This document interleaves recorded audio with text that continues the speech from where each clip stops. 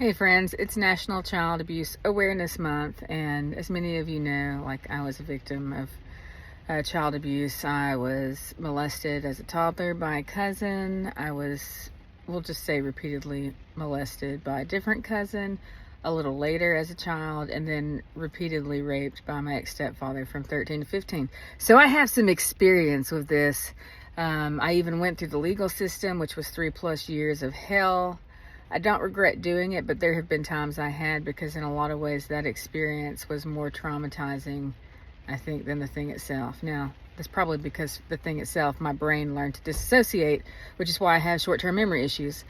But I've been open about my story for a long time, mostly because I realized that that was my best way of being able to help the situation, is to raise awareness and to let other victims know that they're not alone. Because that was one of the worst parts of it, is feeling alone. I mean, most of the time, especially my stepfather, most of the time these predators, they try and isolate you and make you dependent on them and afraid to confide in anyone else. Anyways, I've made videos and stuff talking about this kind of stuff on my YouTube channel, Carol Record. But I wanted to just make a quick video today to talk about how complex the trauma is, and specifically PTSD, because I've been working with a friend to try and help them through their own PTSD, which isn't related to sexual assault, but it's PTSD itself is very similar. It's been really eye-opening for me, and it's helped me connect a lot of dots that I suspected but wasn't 100% sure of, because when I was struggling with PTSD at its peak, which was like a span of almost 10 years, I didn't know exactly what was wrong with me. I just knew that something was wrong. I suspected that I had PTSD, but I didn't realize that all of these different symptoms were connected. Like, I had trouble with my sleep and with waking up, and that was totally related to it. I'd wake up, I'd try and get my husband to wake me up, and he didn't want to do that, because I'd wake up basically in fight or flight, and I'd be like angry or violent or whatever, and it would take me a while to come down, because I'd feel threatened. The ex-stepfather used to wake me up in the middle of the night a lot of the time, so that makes sense. Night terrors and stuff. But PTSD, I think one of the biggest things that I would like people to be aware of is it's super complex. It's very severe. It can be easy to hide. Like, for me, it caused me to have a lot of anxiety, a lot of confusion. I wanted to ask for help, but I didn't know who to ask for help and how to ask for help and what to ask for help with. I would have gladly have received help had someone just offered it, but I was absolutely terrified and paralyzed. And I think one of the interesting parts of it is that I would phase in and out of it. And when I would be in an episode, I'd be so overwhelmed that my brain didn't work properly, and I was in that fight or flight mode. And when I wasn't in a distressed state, it's kind of like I forgot about it, probably because my brain's been programmed to just disassociate from everything or something like that. So it's been real eye-opening to be helping a friend and to see it this up close from this perspective, and to see the similarities in our experiences. And because of that, I've been able to help them a lot. Now I'm trying to get them professional help, and that's been a little bit of a challenge. But I just wanted to kind of raise awareness to that. My family was really supportive when I came out, and I'm so thankful for that. My family believed me, and they came together to support me.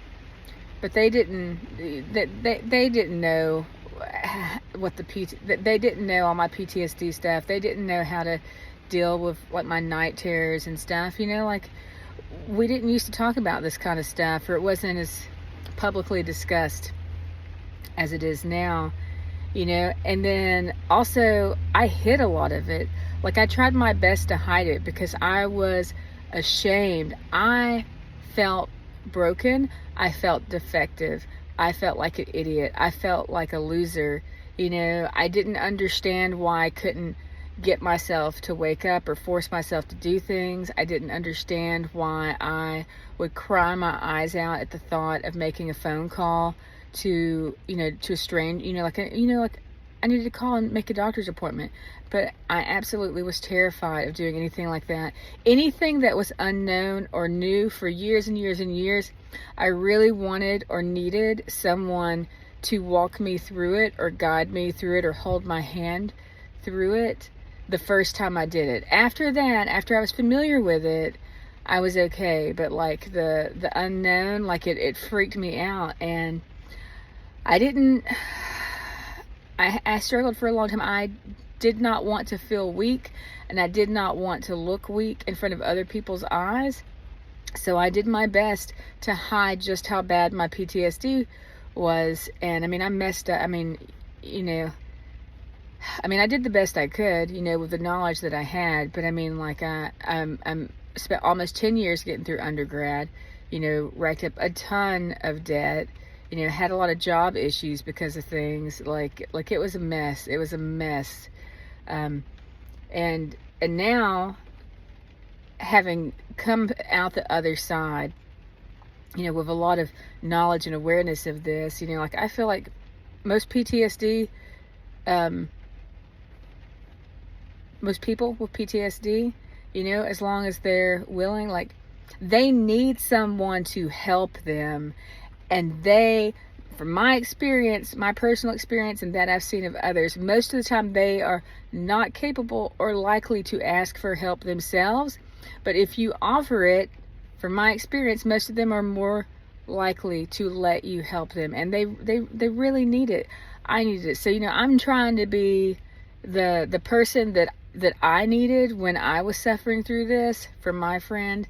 And, I'd just like to help y'all become a little bit more aware of how complex some of this stuff is. And most of y'all don't know anything about this kind of stuff. So my best advice is encourage people to get help, connect them with crisis numbers, or call that crisis number yourself and ask them for resources and support for like friends and family of people with these issues. In order to try and like help people get help, because people that have PTSD have been through trauma. Like, it's not their fault that they experience trauma. It's not their fault that they're a crazy mess sometimes.